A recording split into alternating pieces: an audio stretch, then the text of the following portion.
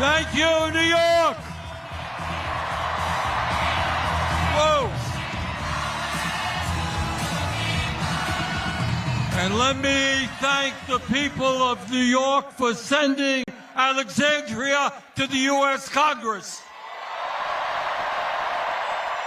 She is not only one of the great members of Congress, she is inspiring working people and young people all across the country. Thank you, New York. Now, everybody knows that a New York City mayor's race attracts a lot of attention. That's not new. It's the largest city in the country. You got 8 million people. Everybody is interested in what happens here. But this mayor's race, my friends, is different. It is not just the folks here in New York City who are paying attention. It's not just people all across our country who are watching this race. It is not just the President of the United States who seems to be very, very concerned about who wins this election. The truth is that people all over the world are paying attention to what will happen here a week from Tuesday. Now, why is that? Why has this campaign created such an unbelievable amount of interest, literally all over the world? And the answer is obvious. These are not normal times. This is not a normal election. This election takes place at a moment in American history when we have a rigged economy with more income and wealth inequality than we have ever had in the history of our country. This election takes place at a time when the wealthiest people in America have never, ever had it so good, while 60% of people in our country are living paycheck to paycheck, struggling to pay their rent or mortgage, struggling to afford child care or higher education for their kids, struggling to afford health care, struggling to afford decent quality food, struggling how to figure out how they will retire with some shred of dignity after working their entire lives. This election takes place when the United States of America, the wealthiest country in the history of the world, has one of the highest rates of childhood poverty and senior poverty of almost any nation. And when in this rich country, 800,000 Americans, including many veterans, are homeless. This election takes place at a time when we have a president who has given $1 trillion in tax breaks to the top 1%, has given $900 billion in tax breaks to the largest corporations in our country. And to pay for those tax breaks, he is throwing 15 million Americans off the health care they have by slashing Medicaid. And in addition, is forcing over 20 million Americans to see a doubling in their health care premiums. This election is taking place when we have an administration in Washington which every day is moving us toward an authoritarian society, undermining our Constitution and the rule of law. This election is taking place when we have a corrupt campaign finance system which allows billionaires in both political parties to select the candidates they want and to buy elections. Ordinary Americans get one vote. You get one vote. Meanwhile, billionaires get the opportunity to spend as much as they want to elect the candidates they want. That is the context in which this election is taking place. That is why this election is so enormously important, and that is why Zohran Mamdani must become the next mayor of New York.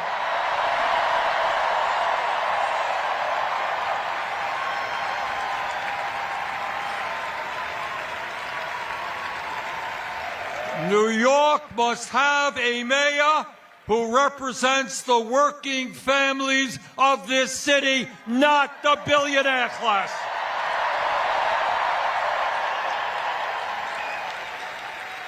The reason why this campaign has generated so much interest around the world and so much excitement is that people want to know the answer to one very simple question. And that is, in the year 2025, when the people on top have never, ever had so much economic and political power, is it possible for ordinary people, for working class people to come together and defeat those oligarchs?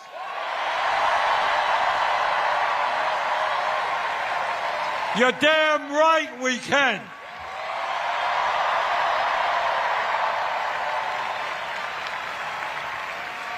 And let me tell you something else.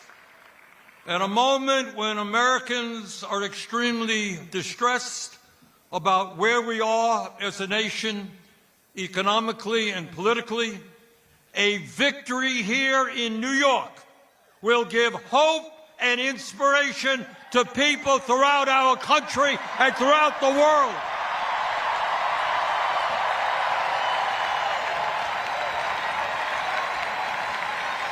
That is what this election is about.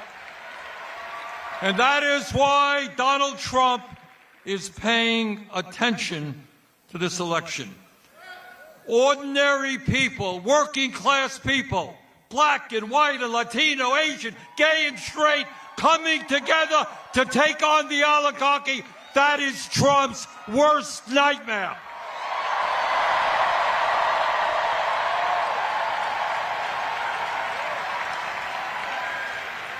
And what Trump and his oligarchic friends know, that if New Yorkers come together and elect Zohran, we can do that from California to Maine. We can defeat the oligarchy.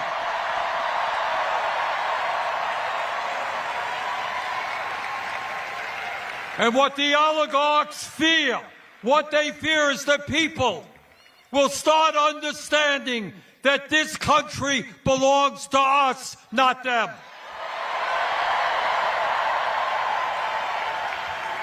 And all over the country, when people are inspired, when people are standing up to power, they will ask some very simple questions.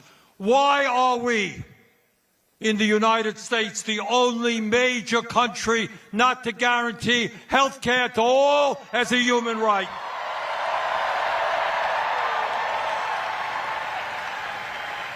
Why aren't we paying our teachers the salaries they deserve? So that we can have the best public educational system in the world.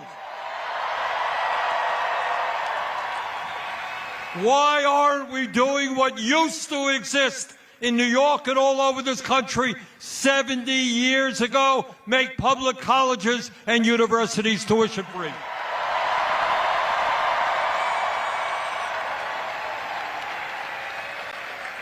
Why in the richest country on earth aren't we ending homelessness and building 5 million units of low-income and affordable housing?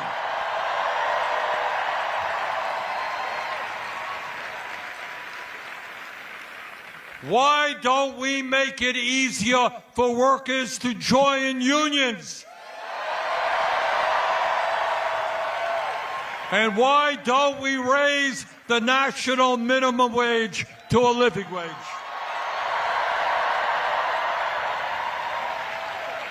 And when so many of our seniors are struggling to cover their basic needs, some 22% of seniors in America are trying to survive on $15,000 a year less. Why aren't we raising Social Security benefits and providing pensions to the workers in this country who desperately need them?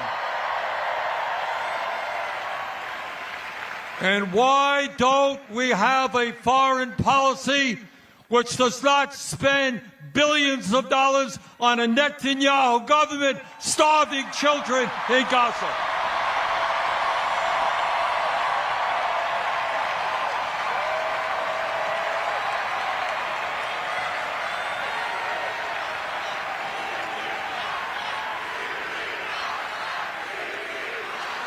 In other words, my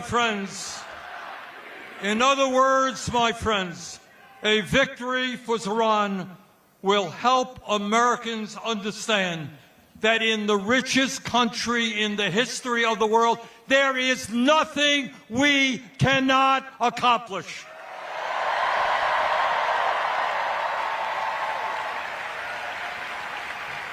Now, the oligarchs and the political establishment in New York tell us that Zohran's agenda for New York is radical.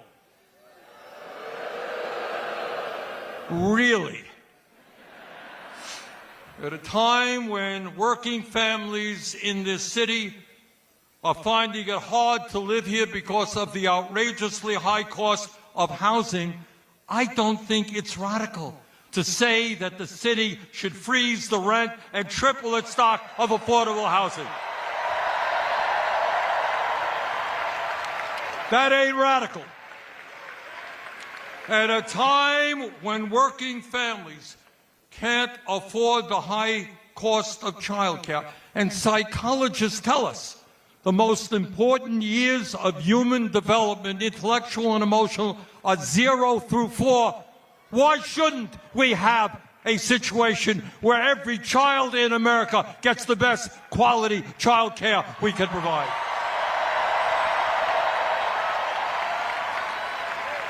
That ain't radical. Taking care of our kids is not radical. At a time when getting to work is too expensive and we want to encourage more utilization of public transportation, it is not a radical idea to say that buses in this city should be free and fast.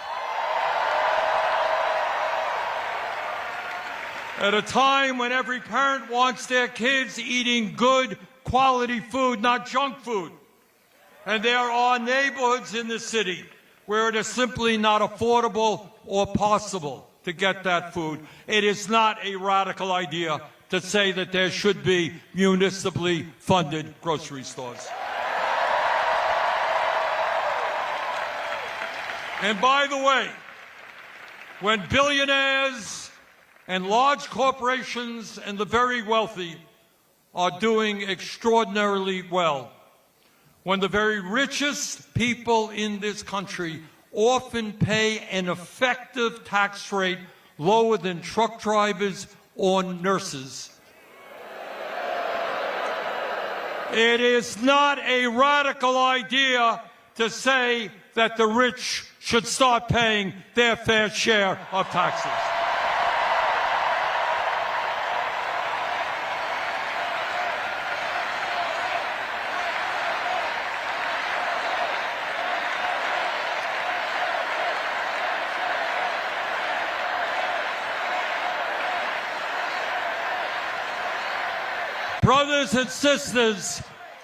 Brothers and sisters, these ideas are not radical.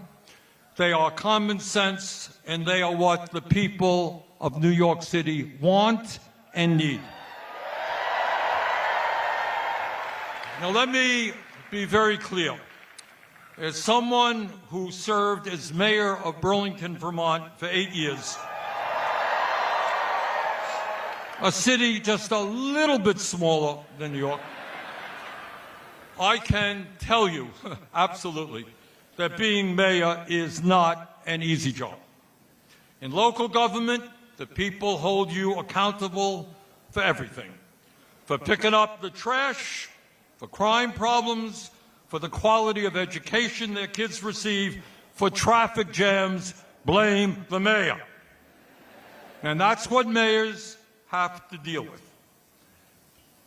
And it is not easy. Zohran Mamdani, as mayor, is not going to have all the answers. The problems facing this country and every other major city in America are, in fact, enormous. So let me say this to you from the bottom of my heart. When he is elected,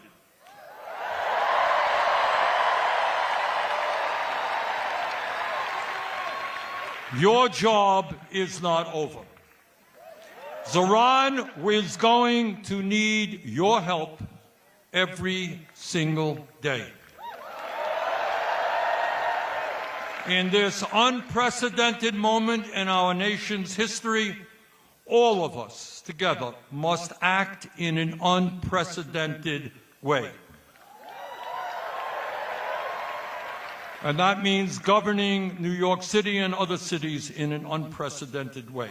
Please do everything you can to work with Zohran in order to make him and his administration the best administration in the history of New York.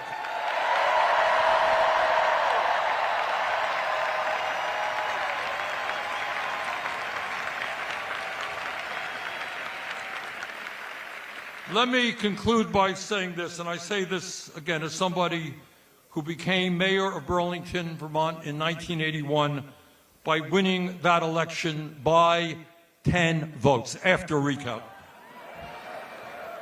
Now, I have looked at the polls here in New York. You have seen it. And the polls suggest that Zohran is in the lead, and that is great. But please, please, please, do not underestimate our opponents.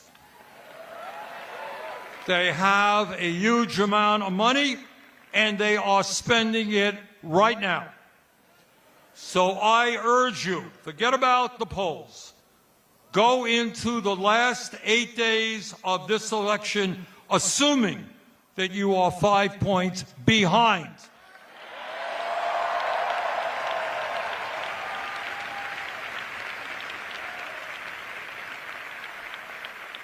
So what you guys are going to have to do, along with the other 80,000 volunteers in the Mamdani campaign, you've got to do everything that you can to bring people to the polls in early voting, which is taking place right now, and on Election Day.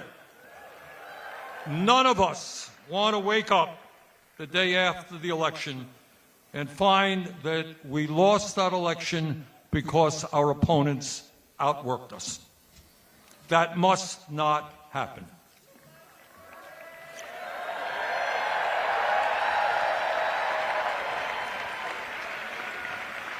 Brothers and sisters, a year ago, very few people in New York knew about a 33-year-old assemblyman named Zohran Mamdani. And when he first entered this race for mayor, he was polling at all of 1%. Nobody knew who this guy was. But Zohran did what people who are serious about real change always do. He created a campaign from the bottom on up by building an extraordinary and unprecedented grassroots movement which now has tens of thousands of volunteers.